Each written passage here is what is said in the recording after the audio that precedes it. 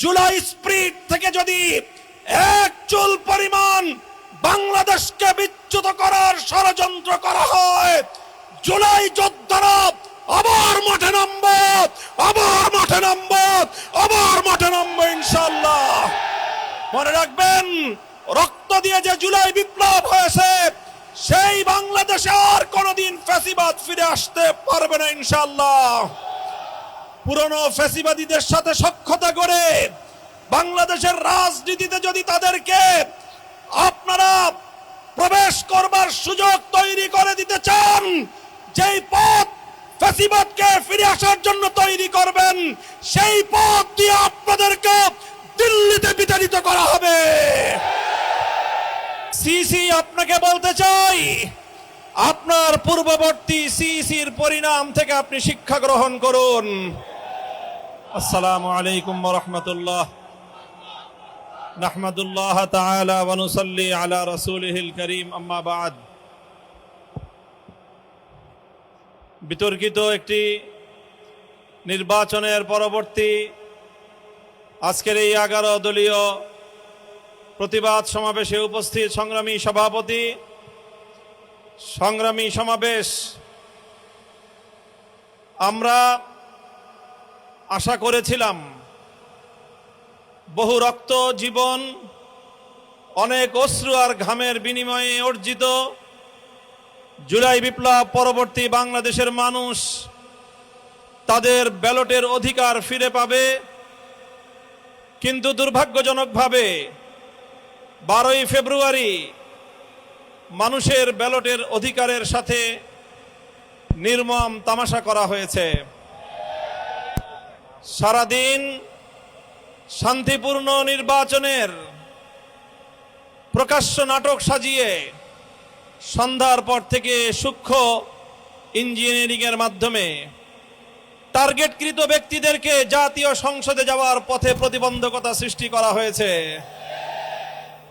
Deep স্টেটের agenda বাস্তবায়ন করতে বাংলাদেশের জনগণের অর্থে লালিত প্রশাসন ব্যবহৃত হয়েছে। সিসি আপনাকে বলতে চাই, আপনার পূর্ববর্তী সিসির পরিণাম থেকে আপনি শিক্ষা গ্রহণ করুন। আমরা যে আপত্তি জানিয়েছি, সঠিক তদন্তের মাধ্যমে জনগণের ব্যালটের অধিকার যদি ফিরিয়ে না দেন, বাংলার মানুষ জোর করে তাদের অধিকার কেড়ে নেবে ইনশাআল্লাহ। আপনাদের এই প্রহসনের প্রতিবাদ করার পর গোটা বাংলাদেশ জুড়ে আমাদের 11 দলীয় নির্বাচনী ঐক্যের নেতা কর্মী সমর্থকদের উপর যেই পৈশাচিকতা চালানো হচ্ছে, আমাদের বোনদেরকে ধর্ষণ করা হয়েছে, আমাদের মা বোনদের শ্লীলতাহানি শুধু নয়, তাদেরকে শারীরিকভাবে লাঞ্ছিত করা হয়েছে, আমাদের বাড়ি ঘরে অগ্নিসংযোগ করে বাংলাদেশে আবার নতুন করে ফ্যাসিবাদ ফিরিয়ে আনবার পায়তারা চালানো হচ্ছে। মনে রাখবেন, রক্ত দিয়ে যে জুলাই বিপ্লব হয়েছে, সেই বাংলাদেশে আর কোনোদিন ফ্যাসিবাদ ফিরে আসতে পারবে না ইনশাআল্লাহ। পুরনো ফ্যাসিবাদীদের সাথে সখ্যতা করে বাংলাদেশের রাজনীতিতে যদি তাদেরকে আপনারা প্রবেশ করবার সুযোগ তৈরি করে দিতে চান, যেই পথ ফ্যাসিবাদকে ফিরে আসার জন্য তৈরি করবেন, সেই পথ দিয়ে আপনাদেরকে দিল্লিতে বিতাড়িত করা হবে। তৃতীয় কথা আমাদের পরিষ্কার, শরীফ ওসমান হাদি সহ প্রতিটি হত্যাকাণ্ডের বিচার করতে হবে। জুলাই বিপ্লবের আকাঙ্ক্ষা বাস্তবায়ন করতে হবে। জুলাই স্প্রিট থেকে যদি এক চুল পরিমাণ বাংলাদেশকে বিচ্যুত করার ষড়যন্ত্র করা হয়, জুলাই যোদ্ধারা আবার মাঠে নামবো, আবার মাঠে নামবো, আবার মাঠে নামবো ইনশাআল্লাহ।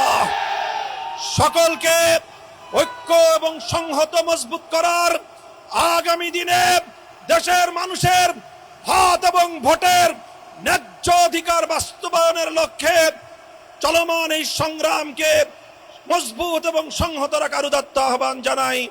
নাসরুম মিনাল্লাহি ওয়া ফাতহুন করিব। বিসমিল্লাহির রহমানির রহিম। সম্মানিত উপস্থিতি এবং 11 দলীয় ঐক্যের নেতৃবৃন্দ, সবাইকে সালাম। আমাদের একটা ভুল হয়েছে, আমাদের বড় ভুল হয়েছে। এই অন্তর্বর্তী সরকারের উপরে আমরা আস্থা রেখেছি একটা সুন্দর নির্বাচনের জন্য। আমাদের ভুল হয়েছে এই নির্বাচন কমিশনের উপরে আমরা আস্থা রেখেছি।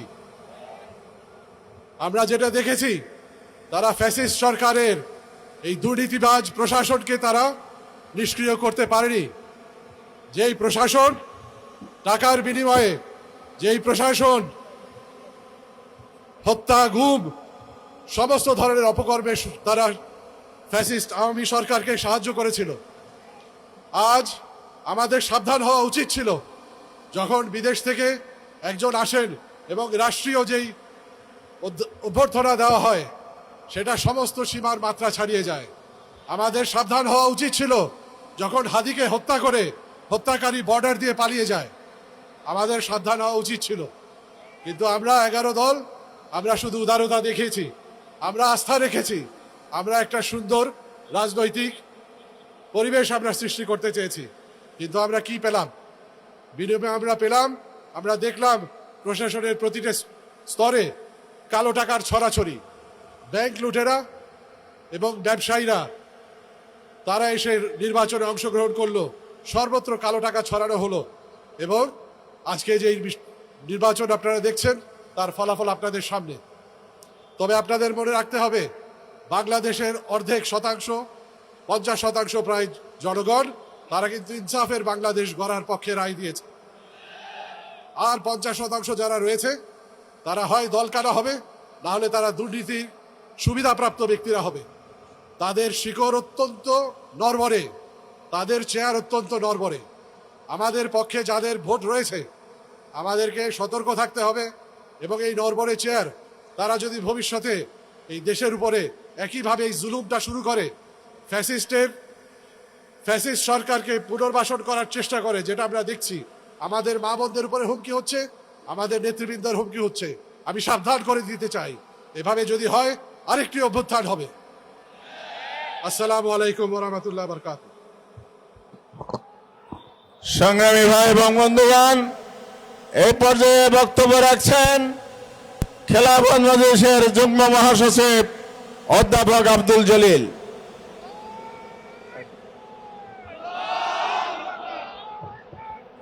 নির্বাচনোত্তর সহিংসতার প্রতিবাদে 11 দলীয় ঐক্য আয়োজিত আজকের এই প্রতিবাদ বিক্ষোভ মিছিল পূর্ব সমাবেশের সংগ্রামী সভাপতি, জাতীয় নেতৃবৃন্দ, মিডিয়া প্রতিনিধিবৃন্দ ও আমার সংগ্রামী নগরবাসী, জুলাই অভ্যুত্থানের হাজারো শহীদের রক্তের বিনিময়ে আমরা চেয়েছিলাম একটি সুষ্ঠু এবং প্রস্তাবিত নির্বাচনের মধ্য দিয়ে এই দেশের জনপ্রতিনিধিত্ব নির্বাচিত হবে। কিন্তু আমরা দেখলাম বিগত 12ই ফেব্রুয়ারি একটি ইঞ্জিনিয়ারিং ইলেকশনের মধ্য দিয়ে আমাদের জনগণের আশাকে দুঃসাৎ করে দেওয়া হয়েছে। শুধু তাই নয়, নির্বাচনের আগে এবং পরে যেভাবে আক্রমণ চালানো হচ্ছে, নারীদের উপরে হামলা চালানো হচ্ছে, এই আক্রমণ এবং পৈশাচিকতা সেই ফ্যাসিবাদের, আমরা মনে করি ফ্যাসিবাদের পুনরুত্থানের আলামত। আমরা আর কোন নতুন ফ্যাসিবাদ এই বাংলাদেশে দেখতে চাই না। ইনশাআল্লাহ আন্দোলন অব্যাহত থাকবে। সবাইকে ধন্যবাদ। সংগ্রামী ভাইয়ের আমার, এ পর্যায়ে সংক্ষিপ্ত বক্তব্য রাখবেন বাংলাদেশ জামায়াত ইসলামীর কেন্দ্রীয় নির্বাহী পরিষদ সদস্য, ঢাকা 12 আসন থেকে নির্বাচিত জাতীয় সংসদ সদস্য জনাব সাইফুল আলম খান মিলন।